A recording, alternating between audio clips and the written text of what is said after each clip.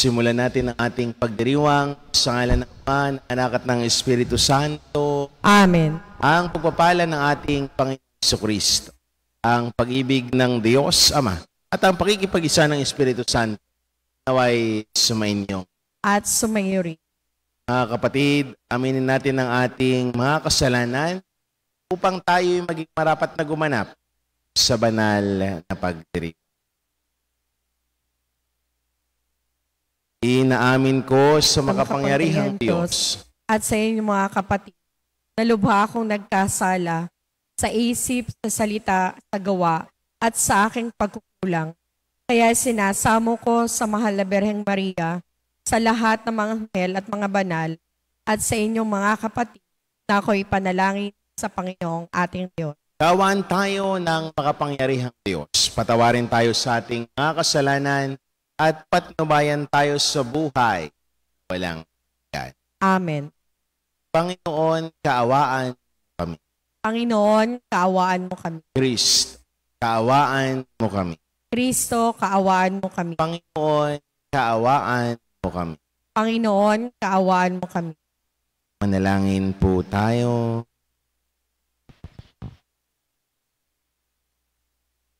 Ama naming makapangyarihan, kaming gumugunita sa mahal na Birheng Maria ay humihiling ng iyong pagbigyan, pakundangan sa kanyang pagdalangin upang kami pangindapating tumanggap mula sa abot-abot na kaloob mo. Sa pamamagitan ng Jesucristo kasama ng Espiritu Santo magpasawalang hanggan. Amen. Pagbasa mula sa aklat ng Levitiko. Sinabi ng Panginoon kay Moises nang sila'y nasa bundok ng Sinai, bibilang kayo ng 7 taon ng pamamahinga, 7 tigpipito, 49 na lahat. Pagkalipas nito, sa 10 araw ng 7 buwan, araw ng pagtubos, hihipa ng malakas ang mga trompeta sa buong lupain. Sa ganitong paraan, itatangi ninyo ang 50 taon. Ipahahayag ninyong malaya ang lahat sa buong lupain at itong taon ng inyong paglaya. Ang alipin ay babalik sa kanyang sariling tahanan at ang lupaing naipagbili ay isasauli sa dating may-ari. Sa taong iyon, huwag kayong magtatanim sa inyong bukirin. Huwag din ninyong aanihin ang bunga ng mga halaman na kusang tumubo, sapagkat ito'y taon ng pagdiriwang at itinalaga para sa akin. Ang inyong kakanin ay ang bunga ng tuwirang pinitas sa bukid. Sa taong iyon, bawat isa sa inyo'y babalik sa kanyang ari-arian. Kung magbibili kayo o bibili sa inyong kapwa, huwag kayong mandadaya. Magbabayad kayo ayon sa dami ng taon mula sa huling taon ng paglaya at magbibili naman ayon sa dami ng taon ng pamumunga bago dumating ang sunod na taon ng paglaya. Pagdami ng taong natitira pa, mataas ang halaga. Kung iilang taon na ang natitira, mas maliit ang halaga, sapagkat ang batayan ay ang dami ng pag-aani. Maging tapat kayo sa isa't isa at matakot sa akin. Ako ang Panginoon, ang inyong Diyos. Ang salita ng Diyos. Salamat sa Diyos. Salmong tugunan. Naway magpuri sa iyo ang lahat ng mga tao. Naway magpuri sa iyo ang lahat ng mga tao. O Diyos, pagpalain kami't kahabagan. Kami, Panginooy, iyong kaawaan, upang sa daigdig mabatid ng lahat ang iyong kalooban at ang pagliligtas. Naway magpuri sa iyo ang lahat ng mga tao. Naway purihin ka ng mga nilikha, pagkat matuwid kang humatol sa madla. Ikaw ang patnubay ng lahat ng bansa. Naway magpuri sa iyo ang lahat ng mga tao. Nag-aning mabuti ang mga lupain. Pinagpala kami ng poon, Diyos namin. Ang lahat sa amin iyong pinagpala. Naway igalang ka ng lahat ng bansa. Naway magpuri sa iyo ang lahat ng mga tao.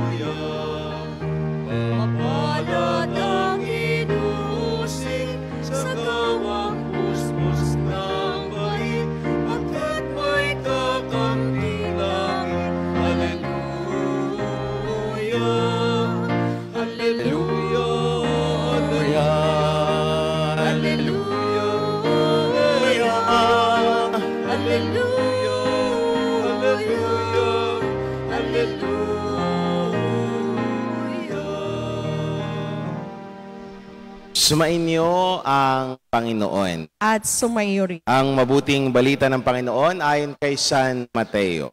Papuri sa iyo, Panginoon. Noong panahong iyon, nang makarating kay Herodes na tetrarka ang balita tungkol kay Jesus, sinabi niya sa kanyang mga lingkod, siya ay si Juan Bautista na muling nabuhay. Kaya siya ay nakakagawa ng mga himala. Si Herodes ang nagpahuli, nagpagapos at nagpabilanggo kay Juan. Ang dahilan ay si Herodias, na asawa ng kapatid niyang si Felipe. Laging sinasabi ni Juan kay Herodes, hindi matuwid na magsama kayo ng asawa ng iyong kapatid. Ibig ni Herodes na ipapatay si Juan. Ngunit natatakot siya sa mga Hudyo sapagkat kinikilala nilang propeta si Juan Bautista. Nang dumating ang karawan ni Herodes, sumayaw sa harapan ng mga panauhin ang anak ni Herodias. Labis ng siyahan si Herodes, kaya't isinumpa niyang ibibigay sa dalaga ang anumang hingin nito. Sa udyok ng kanyang ina at sinabi ng dalaga, ibigay po ninyo sa akin ngayon din sa isang pinggan ang ulo ni Juan Bautista. Nalungkot ang hari, ngunit dahil sa kanyang pangakong narinig ng mga panauhin, iniutos niyang ibigay sa dalaga. Kaya pinapugutan niya si Juan sa bilangguan. Inilagay ang ulo sa isang pinggan at ibinigay sa dalaga. Dinala naman ito ng dalaga sa kanyang ina. Dumating ang mga alagad ni Juan. Kinuha ang kanyang bangkay at inilibing. Pagkatapos, ibinalita nila ito kay Jesus. Ang mabuting balita ng Panginoon. Pinupuri ka namin, Panginoong Hesukristo. Magandang umaga po sa inyong lahat. At sa mga sumusubaybay sa atin sa ating Facebook Live, sa kanilang mga tahanan, sa ibang dako ng bansa at sa bawat kapilya na sakop ng ating parokya, magandang umaga din. Mga kapatid, kung babaybayin ho natin ang ating mabuting balita, tampok ho sa ating mabuting balita ngayon ang dalawang personalidad. Dalawang karakter na kung saan kanilang ginampanan ng maigi ang tungkulin sa pagsunod sa Diyos. Napakinggan ho natin kung paanong inalintulad ni Herodes ang pagdating ni Jesus na parang bagong Juan Bautista. At ganun din, napakinggan din natin kung paanong isinalaysay ang naging buhay ni Juan Bautista. Si Jesus na nag-iisang anak ng Diyos, si Juan Bautista na kanyang pinsan. Parehas gumanap sa kalooban ng Diyos Ama. parehas namatay, parehas inakyat sa langit. Pero mga kapatid, tingnan natin, ano ba ang parehas na nag-udyok o nagdala sa kanila upang sila'y ipapatay, upang sila mismo ay dalhin sa langit. Mga kapatid, ang nag-udyok, una tigit sa lahat, kung bakit si Juan Bautista ay ipinapatay, kung bakit si Jesus ay pinaratangan at tinuligsa, kung ano-ano ang mga sinabi, yun ay dahil sa inggit. Si Juan Bautista, kita ho natin kung paanong pinangaralan si Herodes, kung paanong ipinangalat niya ang mabuting balita, kung paanong itinatama niya ang lahat ng mga kamalian. Noong nag-udyok, bakit siya ipinapatay? Dahil inggit na inggit sila sa ginagawa ni Juan Bautista. Inggit na inggit sila kung bakit gano'n na lamang ang katalinuhang nandoon kay Juan Bautista. Ganon din kay Jesus. Marami ho tayong narinig kung paanong ang mga eskriba at mga pareseyo ay inggit na inggit kay Jesus dahil sa katalinuhan, kapangyarihan na nandoon sa kanya. Hindi nila mahigpitan, hindi sila makataas kay Jesus. Dahil laging nahihigitan ni Jesus ang kanilang ginagawa. Dahil sa inggit ng mga eskriba at parisiyo, ano ba ang ginawa nila? Pinapatay, pinaratangan sa Jesus. Mga kapatid, inggit ang nagdala. Bakit ang mga personalidad na ito ay pinaratangan hanggang sa mamatay ang mag-isang ito? Mga kapatid, ganun din ho sa buhay natin bilang mga tao. Ano ba kung minsan ang nag-uudyok, bakit natin pag-usapan ng ibang tao? Ano ba kung minsan ang nag-uudyok, bakit maraming nagagalit sa atin? Ano ba kung minsan ang nag-uudyok, kung bakit tayo'y maraming kaaway? Dahil sa inggit. Hindi tayo kung minsan nakokontento sa mga bagay na tinatanggap natin. Ang ginagawa natin ay tinitingnan natin ang kung ano ang ginagawa ng iba. Ang kung ano ang natatanggap ng iba. Naiinggit tayo. Kinukumpara natin ang ating sarili sa mga bagay na alam naman natin ay binibigay din sa atin ng Diyos. Hindi natin tinitingnan kung ano man ang dumadating sa atin, pagkus ang tinitingnan natin ang kung ano ang dumadating sa iba. Pangalawa, ano ang nag-udyok sa dalawang magpinsang ito? Kung bakit sila parehas si Jesus na luklok sa kanan ng Diyos Ama. Si Juan Bautista, tinuturing nating santo nung nag-udyok dahil ipinagpatuloy nila ang kabutihang ginagawa nila.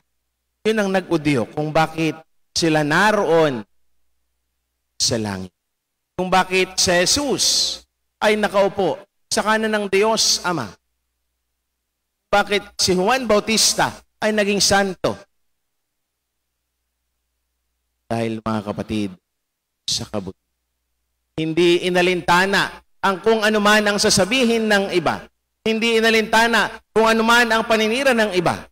Ipinagpapatuloy ang paggawa ng mabuti. Mga kapatid, ganun din ho ang hamon sa atin.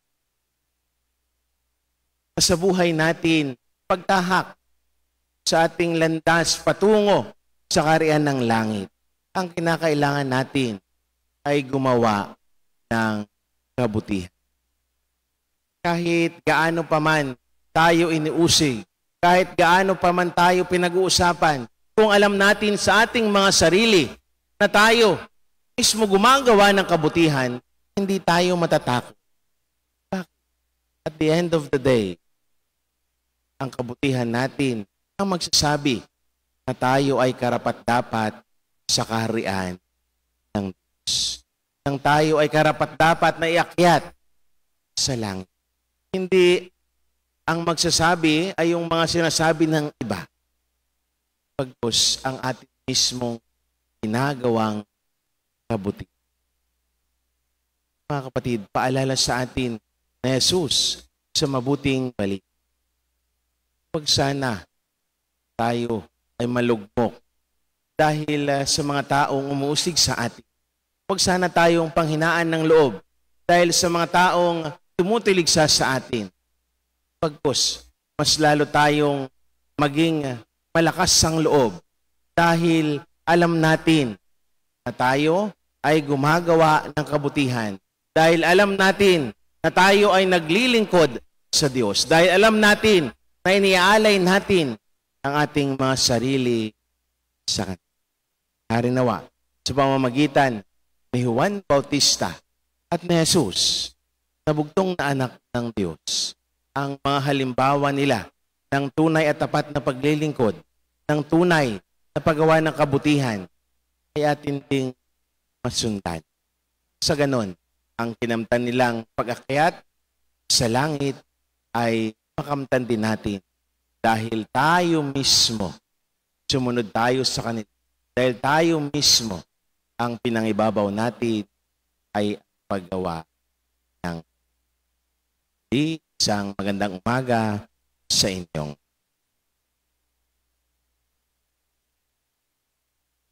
Natitipon tayo kay Kristo na nagwagi laban sa lahat ng kasamaan. Lakas loob tayong lumapit sa Ama, kasabay ng ating mga panalangin. Panginoon, dinggin mo ang aming panalangin. Panginoon, dinggin mo ang aming panalangin.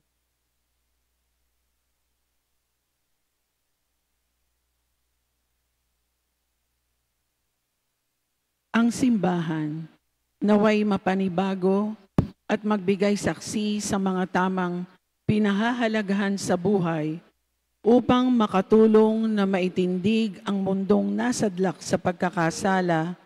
Manalangin tayo sa Panginoon. Panginoon, dinggin mo ang aming panalangin. Ang mga nagdirigmang mga bansa, naway matutong mamuhay sa pagkakasundo at pagtutulungan para sa pagpapanumbalik ng kapayapaan sa daigdig. Manalangin tayo sa Panginoon. Panginoon, dinggin mo ang aming panalangin. At tinawang itagawiyod ng buong puso ang katotohanan at labanan ang patago at pailalim na impluensya ng kasamaan. Manalangin tayo sa Panginoon. Panginoon, dinggin mo ang aming panalangin.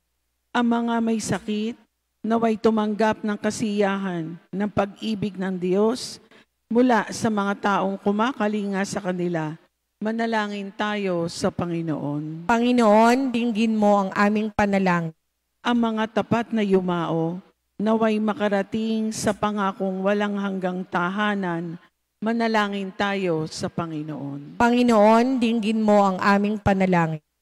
Makapangyarihang Diyos at Ama, habang itinataas namin sa iyo ang aming mga panalangin, nagpapasalamat kami sa iyong anak na siyang lumupig sa kasalanan at kamatayan.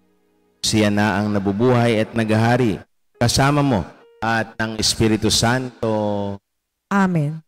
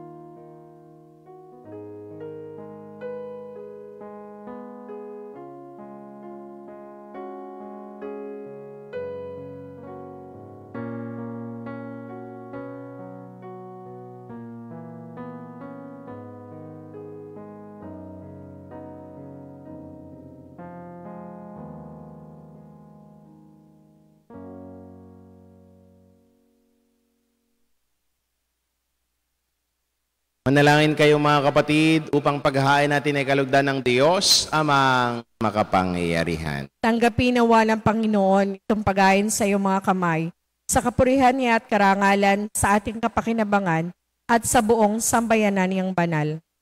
Ama naming lumikha, iniaalay namin sa iyo ang mga handog na ito bilang pagtanaw ng utang na loob ngayong aming ipinagdiriwang ang pagunita sa ina ng iyong anak. Marapatin mong maganap ang pagpapalitan ng iyong kaloob at ng aming handog upang makapakinabang kami sa iyong ibayong pagtubos.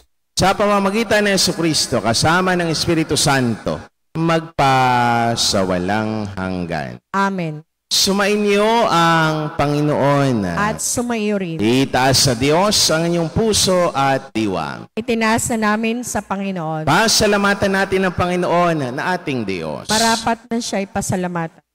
Ama naming makapangyarihan, tunang marapat na ikaw ay aming pasalamatan. Bukod mong pinagpala sa babaeng lahat ang mahal na berheng totoong mapalad na iyong piniling maging ina ng iyong anak. Noong isinugo mo siya bilang aming Mesiyas. Sa kapangyarihan ng Espiritong Banal, ang Birhen Maria ay naging inang tunay ng iyong anak na sa kanya'y isinilang bilang liwanag nitong sanlibutan.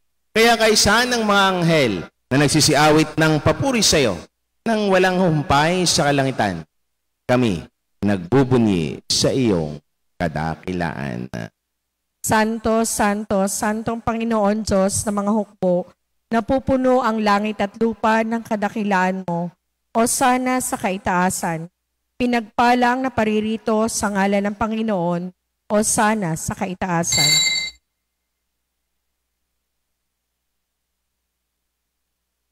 Ama naming banal, ikaw ang bukal ng tanang kabanalan.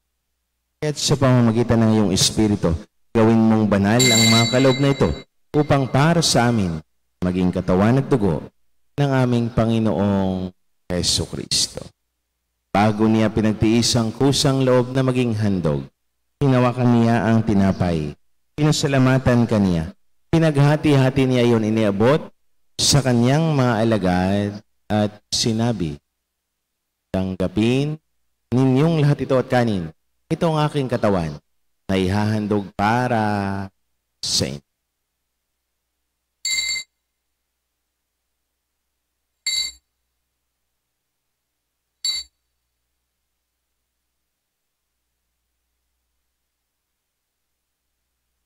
Hindi naman, nung matapos ang hapunan, hinawakan niya ang kalis, muli kanyang pinasalamatan. Iniabot niya ang kalis sa kanyang mga alagad at sinabi, tanggapin ninyong lahat ito at inumin.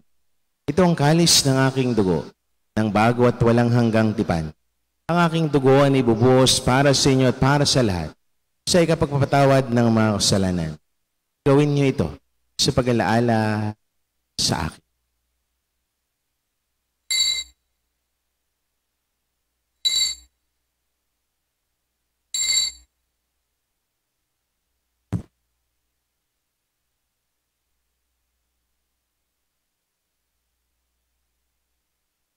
Ipagbunyin natin ang misteryo ng pananampalataya. Si Kristo'y namatay, si Kristo'y nabuhay, si Kristo'y babalik sa wakas ng panahon. Ama, ginagawa namin ngayon ang pag-alaala sa pagkamatay at muling pagkabuhay ng iyong anak. Kaya tiniyaalay namin sa iyo ang tinapay na nagbibigay buhay at ang kalis na nagkakaloob ng kaligtasan. Kami, nagpapasalamat dahil kami yung may narapat at tumayo sa harap mo para maglingkod sa iyo. Isinasamo namin kami magsalo-salo sa katawan at dugo ni Kristo ay mabuklod sa pagkakaisa sa pamamagitan ng Espiritu Santo. Ama, lingapin mo ang iyong simbahang laganap sa buong daigdig. Puspusin mo kami sa pag-ibig kaysa aming Papa, ni Gilbert naming Arsobispo at ng Tanang Kaparian. Alalahanin mo rin ang mga kapatid naming nahimlay nang may pag-asang sila'y muling mabubuhay, gayon din ang lahat ng mga pumanaw.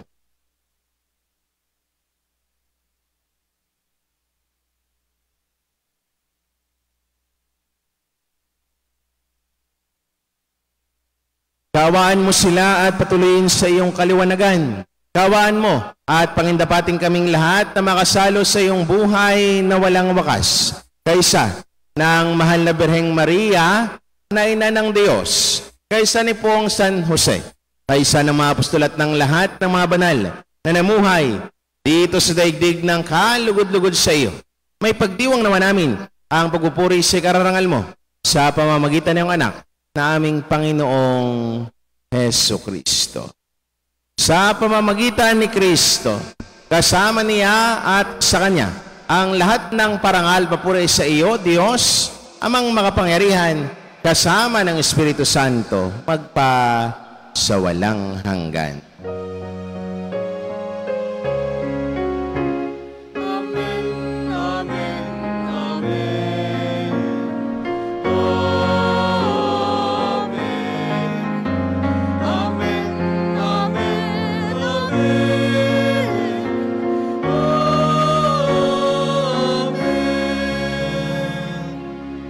Nang may kababaan ng loob, sama-sama nitudulog ang ating mga kahilingan sa panalangin tinuro sa atin ng Panginoon.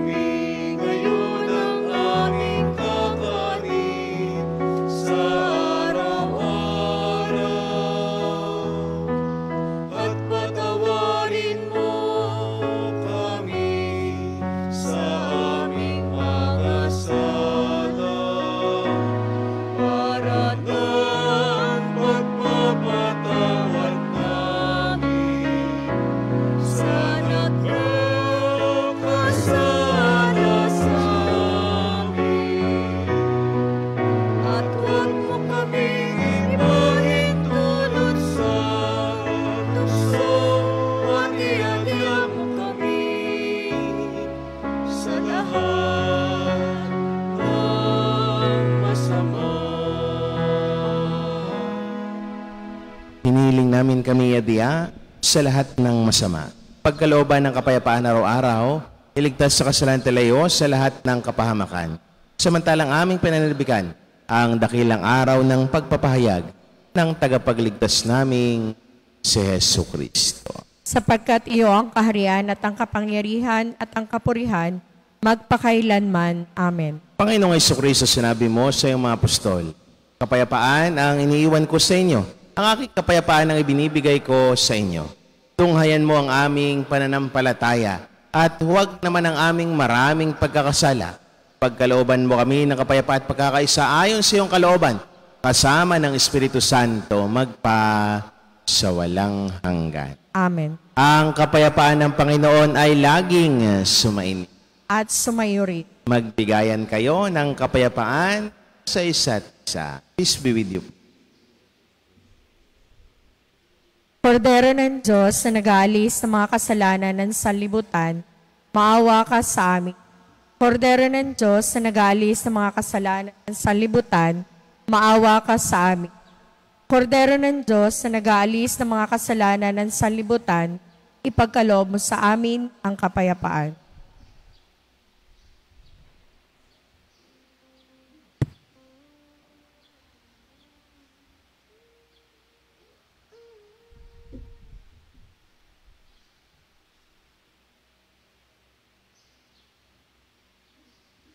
Mga minamahal na kapatid, ito ang Kordero ng Diyos. Ito ang nag-aalis ng mga kasalanan ng sanlibutan. Mapapalad tayong inanyayahan sa kanyang banal na piging. Panginoon, hindi ako karapat-dapat na magpatuloy sa iyo, ngunit sa isang salita mo lamang Gagaling na ako.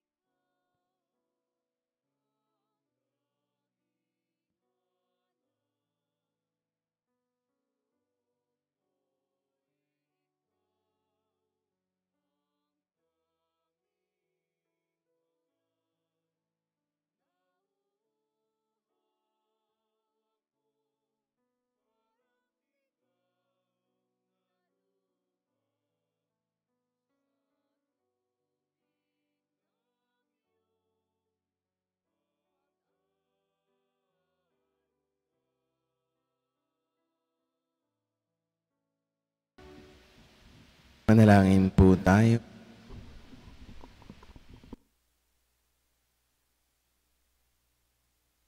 Ama naming mapagmahal, kaming nagsalo-salo sa banal na pakikinabang ay nakikiusap sa pakundangan sa pagunita namin sa mahal na Birheng Maria.